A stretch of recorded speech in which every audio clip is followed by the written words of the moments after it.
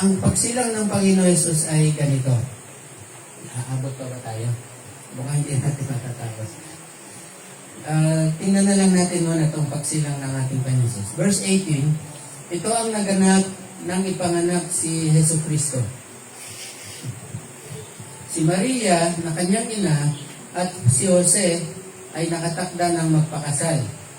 Ngunit bago sila makasal, nagdadalang tao na si Maria sa pamagitan ng kapangyarihan ng Espiritu Santo. Sa Lucas ito, sasabihin kung paano nangyari. Pero dito sa Matthew, sinabi lang kung bakit siya nagbuntis.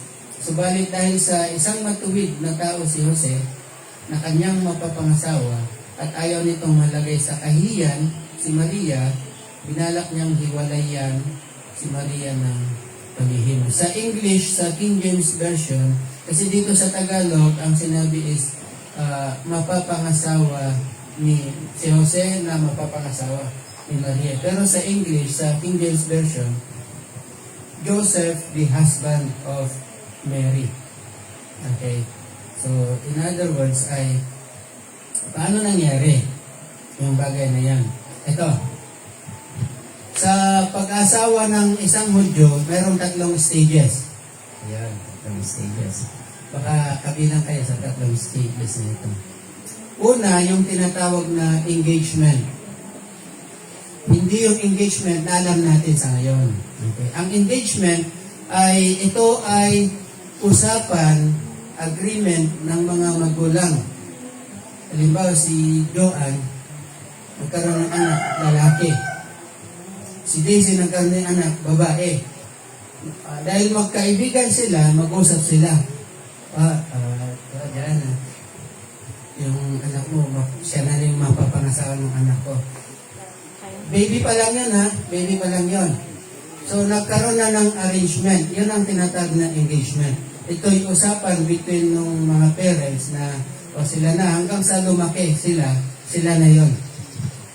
Ganon ang klase ng pag-asawa nung time na yon. Yun ang engagement. Yung pinagkakasundo sila o nagkakasundo, ang nag-usap yung mga magulang. Okay, hindi ba? Hindi yan yung engagement alam natin, di ba? Okay. Ang pangalawa,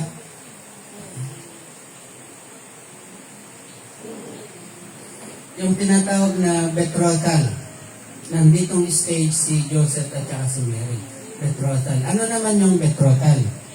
Ang betrothal ay parang pamamanhikan sa atin. Anong nangyayari sa pamamanhikan? Ito na ngayon, yung nag-uusap yung mga magulang, kasama yung babae at lalaki na nasa tamang edad na. Sa kanila, 15, 16 yung legal age ng babae. Pero sa atin, 18 pataas, 18 years old.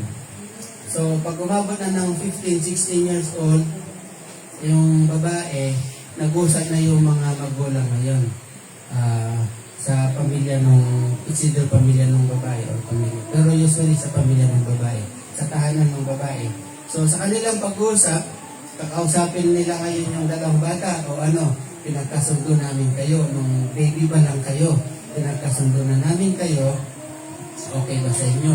Ito yung time na it's either mag-agree o hindi, yung 2. So pag sinabi nilang, opo, kami po. So yun yung betrothal. Mag-asawa na yan. Although wala pang ginagawang seremonya. Ang pwedeng maghiwalay na lang dito ay divorce. Di ba pag namanhikan sa atin, di ba? Pag namanhikan na, uwi na sa bahay ng babae. Pero siyempre, hindi pa yung kasal. Kasunduan pa lang yun. Kasunduan pa lang yun. Ang lalaki niyan, mag-iiwan ng token sa babae na ingatan ng babae. Yung 10 pieces of silver. Ma-encounter natin later yan sa Book of Luke. Yung 10 pieces na silver, iingatan ng babae yon. Bakit? Kasi yung lalaki, aalis yan, pupunta sa tahanan ng kanyang tatay at magtatayo ng titirhan nila. O, ngayon hindi na. Pagka nag-asawa, aalis na yung nanay, kami nang titira sa bahay. Oh, yung nanay ang aalis. Yung mga magulang. So, pero sa kanila noon, iiwanan yung pagkatapos ng kasunduan, aalis yung lalaki, yung magiging mapapangasawa, magtatayo ng bahay. Yan. Di ba maalala niyo sa Book of John, pinag-aralan natin ang sabi ng Panginoon Jesus, I will go to my Father's house and prepare a place for you. Kasi yung church ang magiging bride niya. So, ganun ang nangyari. Pero yung babae, yung 10 pieces of silver, iingatan niya yan. Yan yung pinaka-engagement ring nila. Okay? Ingatan niya. Pag isang silver doon nawala, alam mo na ibig sabihin doon. Hindi siniseryoso ng babae engagement. Pwedeng ground yan para i-divorce niya yung babae. Okay? So, yung babae naman, kung todo ingat yung silver coin. Kaya sa Lucas, nung nawala yung isang coin ng babae, talagang tinumpa lahat ng mga sopa, kama doon sa kanilang bahay para lang hanapin yun. So, ganun yung katindi. Pangatlo ay yung kasalan. Okay. Pangatlong stage ay yung kasalan na. Yung kasalan naman, nandoon na yung celebration, nandoon na yung seremonya, at doon na rin yung point na kung saan darating yung lalaki, susunduin niya yung babae. Ayan. Diyan nangyayari yung mga, kung minsan malayo ang panggagalingan ng lalaki, maghihintay ngayon yung mga bridesmaid.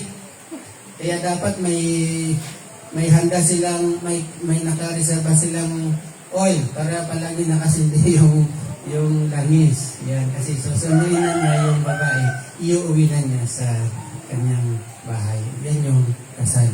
Yung stage nila Mary and Joseph nasa betrothal. Okay. Kung saan engaged na sila at ang pwede lang maghiwalay dyan ay divorce. I-divorce niya. Pero nalaman ni Joseph na nagbubuntis si Mary. At alam niyo ba kung ano yung batas pag ang isang babae ay nagbuntis na nakabetroth na siya sa isang lalaki at hindi naman yung lalaki niyo ay nagbuntis. Ang gagawin niya sa Deuteronomy 22, sa Deuteronomy 22 simula verse 13, ang gagawin ng lalaki ay ilalabas niya yung babae sa pintuan ng kanilang bahay. Okay, yung bahay ng kanyang tatay, no? Ilalabas yan, at lahat ng kalalakihan ngayon, babatuhin yung babae yun hanggang sa mamatay. Dahil para sa kanya ay nag-adulter, kung nag-commit siya ng adultery. Okay, dahil committed na siya sa isang lalaki. So, si Joseph, kung merong virtuous woman sa Proverbs, meron ding virtuous man. At ito si Joseph.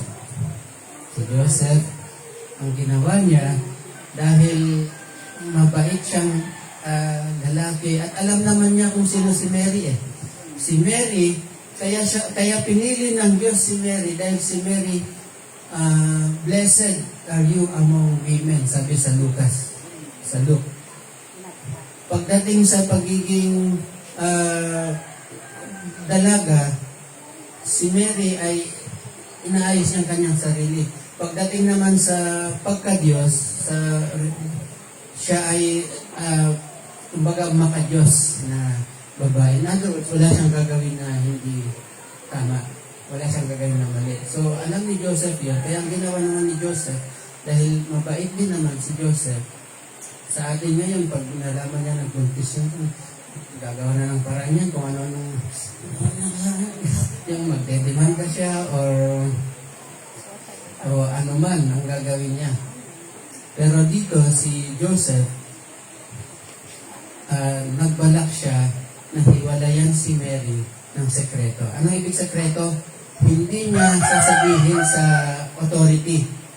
Kasi para hiwalayan kasi si Mary, dapat kuha siya ng certificate of divorce. So, para makakuha ka ng certificate of divorce, i-prove mo.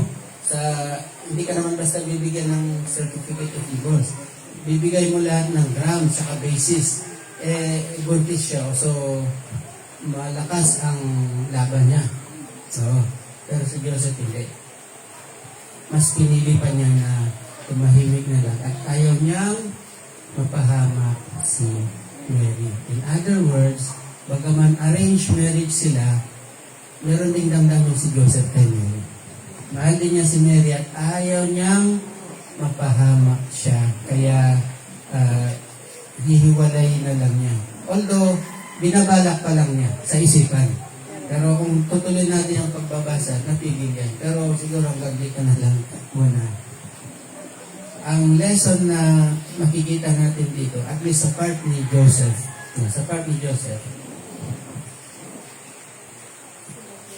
kapag meron kang gagawin, kapag meron kang sasabihin sa kapwa mo, at alam mo